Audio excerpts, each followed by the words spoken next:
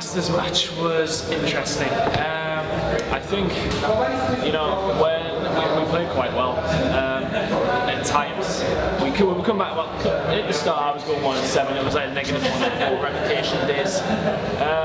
You know, I was not playing well, and then, conveniently, my controller, I will not, you know, sort of name the controller, I don't want to call it, the trigger got stuck in the case. Which didn't help me for around 30 seconds, not being able to shoot or sprint. So, trying to get that out. Yeah, eventually I got it out and I changed to an AR and dropped 30 kills. So, I mean, do you want to pick me up, Epsilon? You know, if you want. But, yeah, not the greatest. And now I'm going to get trash talk from players for the rest of my life. The event's been really good. Yeah, I've really enjoyed it. I think the setup was a hell of a lot better than it was last time.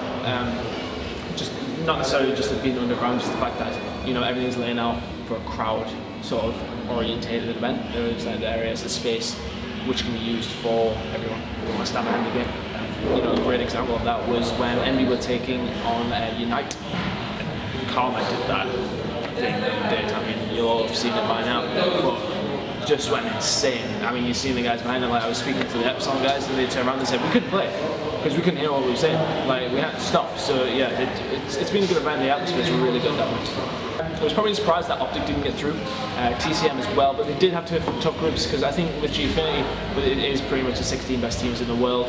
I mean, arguably you can't really say anybody here doesn't deserve it. A couple of people might say, "Oh, Nick Manson," so you know, they got through just as fair as everyone else did at the end of the day. So, you know, it's the best teams in the world. The groups are hard.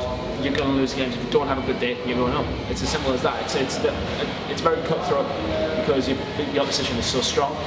If you're going into a game, you play badly against a bad team, you're going to go through still if you are an accomplished team. But coming into this single elimination, you lose one of your group games, you're bad already. You lose your game in the quarterfinals, you're out. Envy Unite was definitely the game of the tournament so far in the quarterfinals. I say it so far because there's some great games coming up, but you know, Envy, Karma's played with the 1v3, well, the 1v3 ninja defuse.